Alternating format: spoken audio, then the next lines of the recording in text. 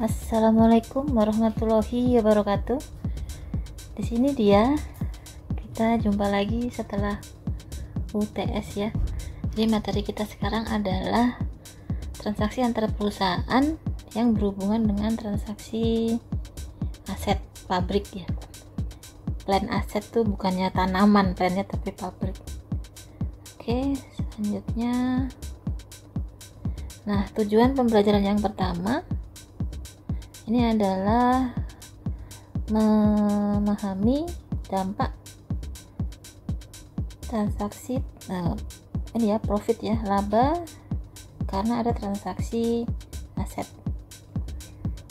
dalam kertas kerja konsolidasi. Jadi begini, pertama kita membahas adalah aset yang tidak didepresiasi ya. Tidak depresiasi itu biasanya apa tuh asetnya ya? Tanah ya, kalau itu aset tetap. Umumnya tanah aja. Ada lagi yang lain nggak ada kayaknya ya. Oke. Jadi sebuah transaksi antar perusahaan yang di atas ya, kecuali ya, di luar nilai bukunya, itu akan menimbulkan adanya laba yang belum direalisasi. Laba atau rugi ya, yang belum direalisasi pada entitas konsolidasi. Jadi sama seperti di persediaan, kalau induk itu menjual kepada anak, misalkan harganya 10 dijual dengan 12, maka di sini ada laba tanah ya, 10 miliar dijual dengan 12 miliar misalkan. Ada laba di dalam tanah yang dimiliki anak, itu ada laba yang belum direalisasi ya. Nah, laba inilah yang dikatakan di sini kalau harganya di atas atau di bawah nilai buku. Nah, semua gain atau loss dari transaksi downstream arus ke bawah, yaitu dari induk kepada anak, labanya itu akan ada di laba di induk ya. Jadi laba antar perusahaan yang karena induk jual ke anak, maka labanya sepenuhnya ada di induk. Oleh karena itu semuanya harus dieliminasi ya. Nah, kalau kepemilikannya adalah 100%, maka eliminasi pasti 100%. Tapi dikatakan di sini, berapapun kepemilikannya, regardless the minority interest, tetap yang dieliminasi adalah 100%. Kenapa 100%? Karena semua laba ada di induk ya kan? Kalau arus ke atas yang kita sudah belajar di persediaan, semua laba ada di anak, sehingga kepemilikan induk hanya sebesar persentasenya saja. Berbeda kalau arus ke bawah, ini kan masih downstream ya, ini masih DS downstream. Semua laba ada di induk, sehingga berapapun persentase minoritas tetap dieliminasi adalah 100%. Nah, kalau transaksi upstream, barulah subsidiary account, akun dari perusahaan anak itu mengandung laba atau rugi ya. Oleh karena itu perusahaan induk hanya akan mengakui laba rugi tadi sebesar share-nya, kepemilikan di anak. Jadi sama persis seperti persediaan juga. Nah, sekarang bagaimana kita menangguhkan laba belum direalisasi, baik itu antar induk anak atau anak ke induk ya. Contohnya di sini S itu dimiliki 90% oleh P pada tahun 1 Januari 2016 dengan harga 540.000. Dikatakan di sini cost itu equal sama book value dan fair value, berarti tidak ada excess maksudnya di sini ya. Nah, laba tahun S tahun 2016 itu adalah 140, kemudian P, laba terpisah P tidak termasuk income from S itu adalah 180. Jadi 140 sama 180. Nah, di P income labanya P itu termasuk laba belum direalisasi karena adanya gain penjualan tanah kepada S. Jadi P menjual ke S dengan laba 20. Berarti kan ada penjualan tanah ya, semula tanahnya ini dead cost, tanah costnya adalah 80, berarti dijual ke S adalah 100, sehingga di dalam S, tanah yang ada di S itu mengandung laba sebesar 20. Ini dia. Nah, jurnal apakah yang harus dibuat oleh P? Mari kita lihat. Untuk sekali lagi ya, kalau terkait dengan transaksi antar perusahaan, investasinya, maka P kita akan mencatatnya berdasarkan konsolidasi satu baris. Nah, sekarang pada saat P itu mengakui adanya laba, tadi kan S mengakui laba 140.000, diakui konsolidasi satu barisnya adalah invest pada income, investasi pada pendapatan dari S ya. Ini sudah biasa. Kemudian berikutnya ini dia kan P menjual tanah ya enggak? Tanah sebesar 80 dijual dengan sebesar 100.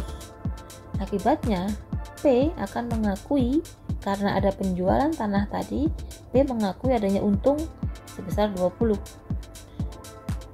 Tapi dari sisi konsolidasian, kalau dia investasinya, gain yang 20 ini itu sebetulnya kan belum direalisasi. Akibatnya gain yang dikredit didebet dengan income from S debit.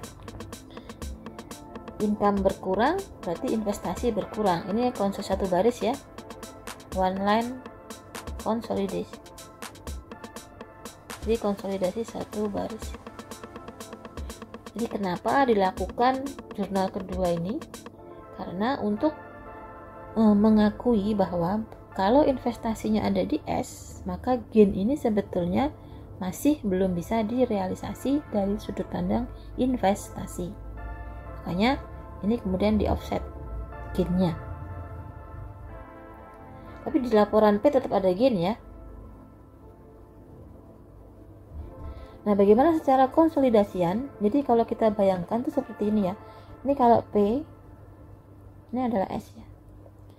Kan sekarang tanah itu ada di S. Tanah itu ada di S sebesar tadi dijualnya 100 ya. Sementara di P ada yang namanya gain. Gain karena jual tanah. Gain sale land ya. Sebesar 20. Nah, padahal kan secara konsolidasi tanah ini harus kembali ke nilai, seolah-olah transaksi antar perusahaan itu tidak terjadi. Jadi konsolidasinya tanah harus berubah menjadi 80. Sementara gain yang tadi dilaporkan oleh P, di P kan tetap ada gain. Ingat tadi jurnalnya kan ada gain nih, ya kan? Jadi di laba ruginya P itu akan ada gain sebesar 20 ya. Nah, karena ada gain sebesar 20, maka gain tadi istilahnya kan transaksi antar perusahaan harus dihapus.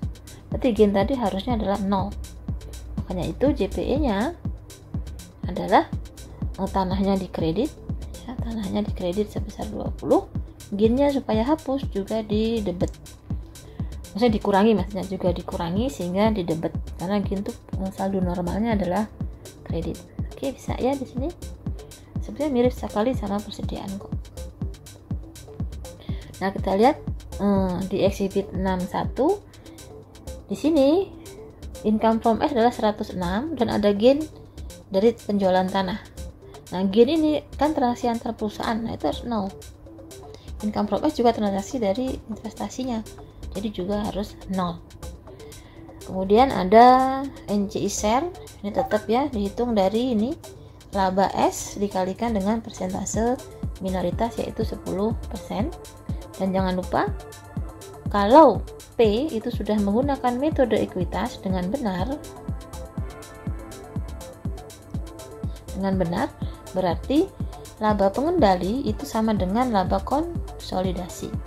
Akibatnya RE pengendali harus sama dengan RE konsolidasi ya.